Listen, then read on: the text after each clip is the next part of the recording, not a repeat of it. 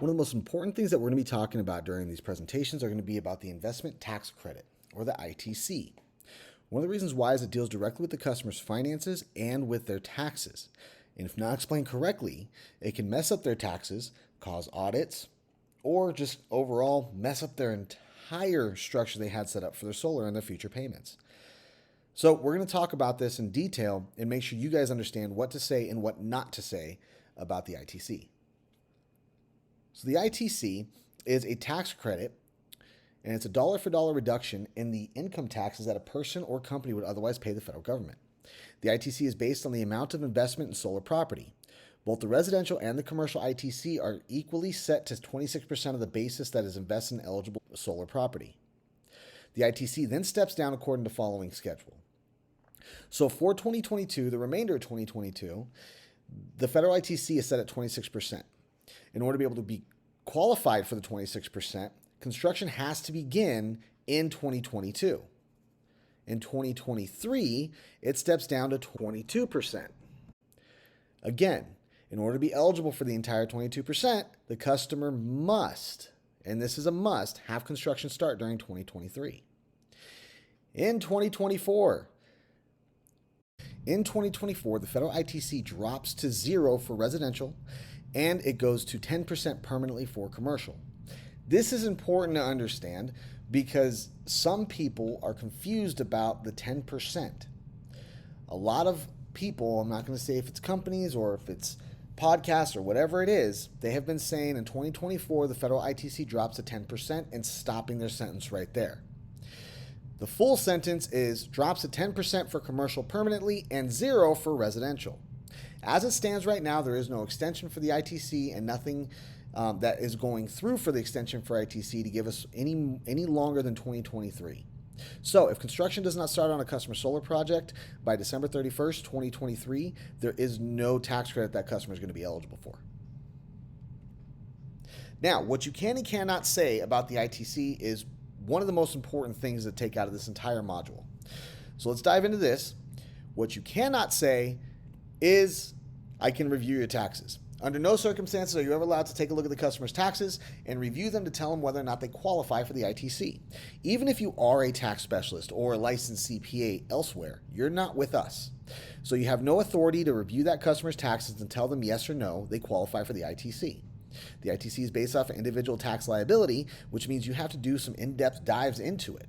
Now, because you are also not licensed and certified to do so, you're actually breaking the law. There's a lot of very sensitive information on the customer's taxes, including their entire family's social security numbers and all their income. Do not, under any circumstances, offer to do it, and if they ask you to do it or give you permission, the answer is still no. You cannot, under any circumstances, review their taxes. Now, you can refer them to Form 5695. There's a qualification sheet on the back and how to fill it out. The other thing you cannot do is review their income, but you can refer them to a CPA for both these situations or a tax specialist. Again, you cannot review anything to tell them whether or not they qualify. You're there about solar, you're not there about their taxes or their personal income situations. So, reviewing these to tell them whether or not they qualify is not only against our rules, it's against the law. Do not get caught doing this. It is illegal. So the best way to not get caught doing something is just don't do it. We are not giving you guys permission. We are not giving you guys a back door to do it. Under no circumstances can you do this. I cannot be clear enough on it. And the reason why I'm harping on this so much is because there are a lot of organizations out there who actually teach some basic information on what to look for, and the customer ends up still being in a very bad situation when they file their taxes because, again, it is not your job. And the customer, they don't know any better. It doesn't register that that's not your profession, is reviewing taxes, and then they go actually file their taxes, it gets filed wrong, or they didn't qualify to begin with, so they have to talk to a CPA. Now, as far as the 5695, that form's important for a couple of reasons and can help the customer in a couple different ways.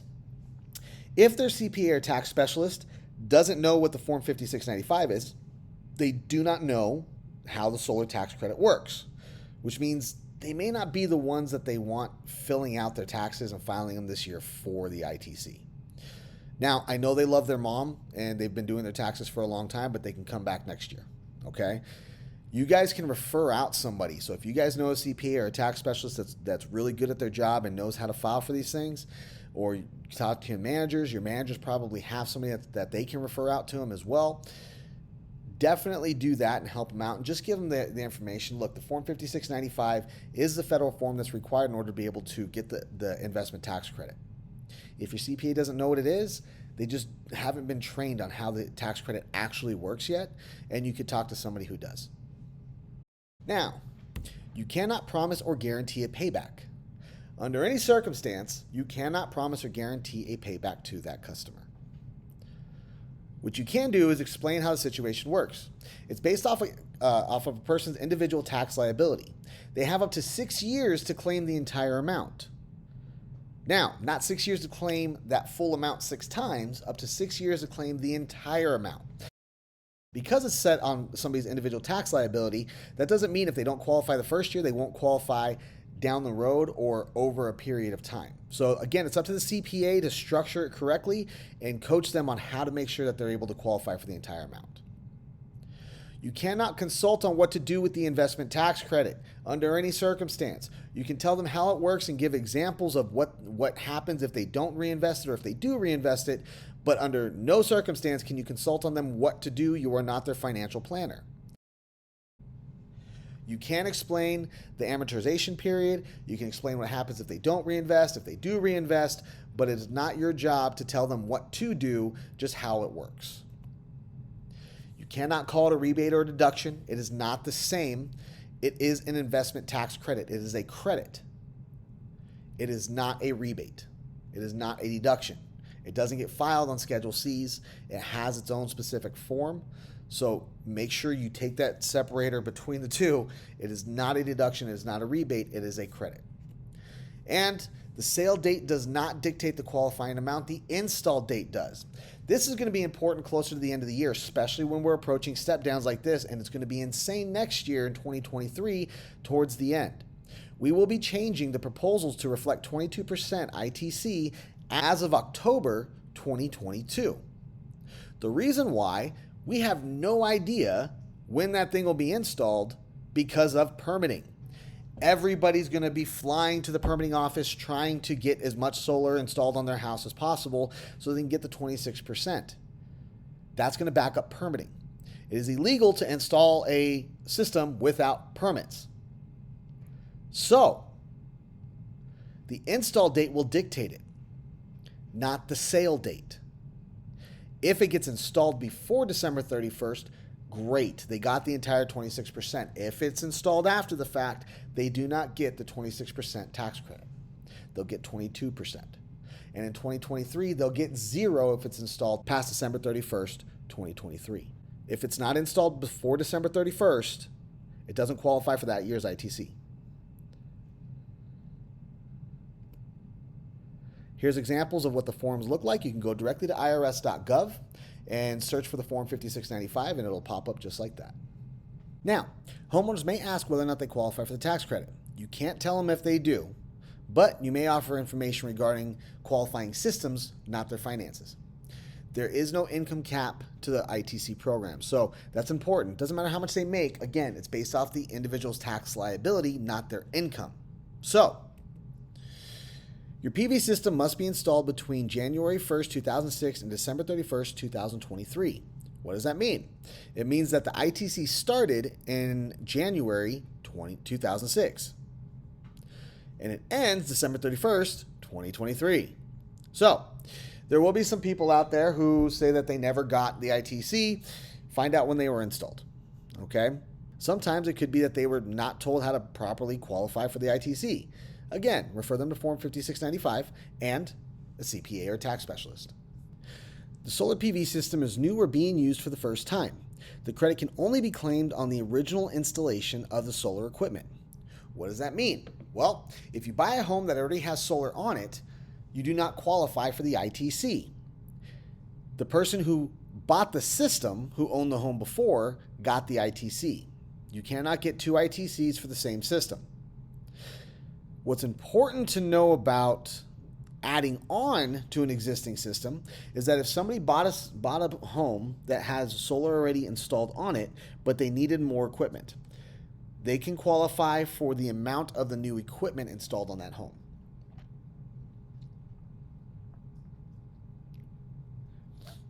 You own the solar PV system, which means you've either purchased it with cash or through financing, but you're neither leasing it nor are in agreement to purchase the electricity generated by the system you don't own, or PPA. The company who's leasing the system or owns the equipment gets the tax credit, which means you have to be the owner of the system. You have to purchase it, you have to pay cash, check, credit card, or finance the system in order to be able to be eligible for the ITC. You do not own the system if you lease it. If you do purchase the system during the lease period, because there are options to purchase systems that you have leased afterwards, you do not qualify for the tax credit on that. And finally, the solar PV system is located at your primary residence or secondary residence in the United States, or for an off-site community solar project if the electricity generated is credited against and does not exceed your home's electricity consumption. The IRS has permitted a taxpayer to claim the Section 25D tax credit for purchase of a portion of a community solar project, which means if you use 8 kilowatts of solar and you purchased 8 kilowatts of solar for the entire community, you qualify to be able to get back 8 kilowatts worth of ITC. But Chris, I live in an area that requires new builds to have solar on it. Oh, okay. This is how that works. If a homeowner buys a newly built home with solar and owns the system outright, the homeowner is eligible for the ITC the year that they move into the house. If the homeowner leases a solar system or purchases the electricity system through a power purchase agreement or PPA, then the ITC is claimed by the company that leases the system or offers the PPA. So, if you buy a home that has solar on it and it's a new construction and you're the original owner of both the house and the solar, then yes, you do qualify for the ITC. Now, there are other types of credits and rebates that are available. Now, state tax credits for installing solar PV generally do not reduce the federal tax credits and vice versa. What's important to note, I'm going to give you guys a full definition of it. It's not something that you're going to explain to the customer. I want you guys to understand that it can, but typically it does not. So if you come across this question on your certification that asks, do the state and federal tax credits affect each other? The answer is no. Typically they don't, but some states may vary. All right. So this is up to the CPA. Again, it's up to the CPA or the tax specialist, not up to you to explain this. So here's the information for your knowledge so that you can know that they have to speak to a CPA to figure out if it's going to affect it or not. Generally, the answer is no. So when you receive a state tax credit, the taxable income that you report on your federal taxes will be higher than it otherwise would be because you now have less state income tax to deduct. The Tax Cuts and Jobs Act of 2017 placed a $10,000 limit on state and local tax deductions, which may impact whether the state tax credit impacts federal taxable income. The end result is claiming the state tax credit is that the amount of the state tax credit is effectively taxed at the federal level. So it could affect the tax liability. Generally, it doesn't. So, simple answer, hey, does the state tax credit mess with my federal? Typically, it doesn't, but I would check with your CPA to see if it impacts your tax liability. That's the answer. Always refer back to the CPA. You are not their CPA. The answer is no. You cannot tell them if they do. This is for you guys. It can get complicated depending on the state or on their personal situation and their tax liabilities. As far as rebates go, there are rebates. Under most circumstances, subsidies provided by a utility to install solar PV systems are excluded from income taxes through the exemption in federal law. When this is the case, the utility rebate for installing solar is subtracted from the system cost before you calculate the tax credit. For example, if your solar PV system was installed before December 31st, 2022 and the cost is $18,000, and your utility gave you a one-time rebate of $1,000 for installing the system, your tax credit would be calculated as follows. You take it out of the original price and then you figure out what the tax credit would be. Your proposals will automatically do this, and you'll actually see a check mark on the proposal that says whether or not there is a utility rebate that's available.